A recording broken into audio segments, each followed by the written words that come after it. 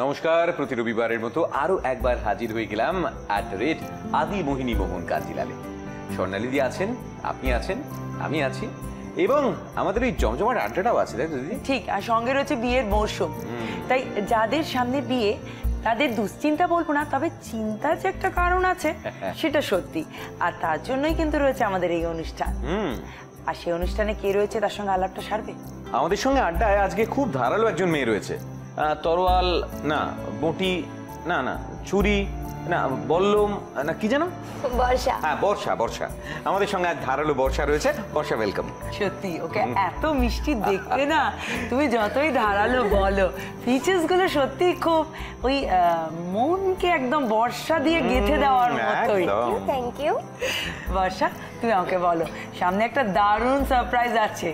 হ্যাঁ, সারপ্রাইজটা হলো আমি বিয়ে করতে চলেছি, আর আমি চাই আমার বিয়ের সব শাড়ি, সব বাজার তুমি চয়েস করে দাও। মানে এই মুহূর্তে বর্ষার ভরসা হচ্ছে স্বর্ণালীদি, তাই তো? একদম একদম। বর্ষা, যখন এতটাই ভরসা করেছো তখন আইবুড়ো ভাত থেকে শুরু করা যায়।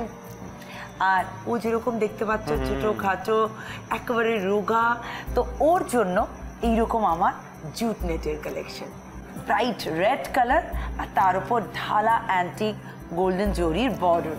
কৌশিক ধরো, বর্ষা ধরে দেখো এটা ক্যারি করতে পারবে কিনা। ও ভেরি লাইট, হালকা তো, হালকা তো, ফেদারের মতো তো না? একদম। আর এই হালকা শাড়িটা দেখে তোমার কি মনে হচ্ছে? খুবই সুন্দর, কালারটা তো খুব মিষ্টি, তোমার পছন্দের রং? খুব। তাহলে কি পরে একবার দেখবে নাকি? হ্যাঁ হ্যাঁ, অবশ্যই। ঠিক।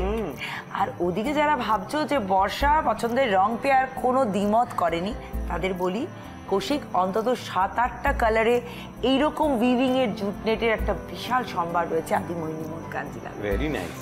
তাহলে কি করবে? বর্ষাকে তো এই শাড়িটায় একবার আমরা সবাই দেখতে চাইবো, কিন্তু তার আগে জানতে চাইবো যে এই শাড়িটার রেঞ্জটা কিরকম। এই শাড়িটার রেঞ্জ রয়েছে 2100। তবে এই বর্ষা শুধু শাড়ি দেবো না, এর সঙ্গে এরকম একটা মানানসই জুয়েলারি দেবো। খুব প্রিটি। কতটা প্রিটি সেটা তো দেখতে হবে।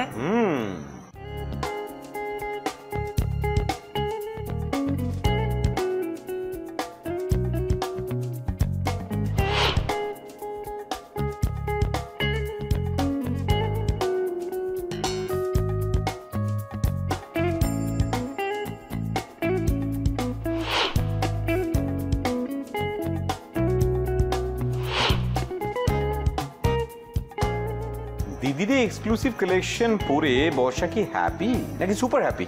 Super happy, super duper happy. যাক, তুমি হ্যাপি হয়েছো সেটাই দিদির কাছে আরো বেশি হ্যাপিনেস। বললে না তো কেমন লাগছিল? খুবই প্রিটি লাগছিল তোমাকে।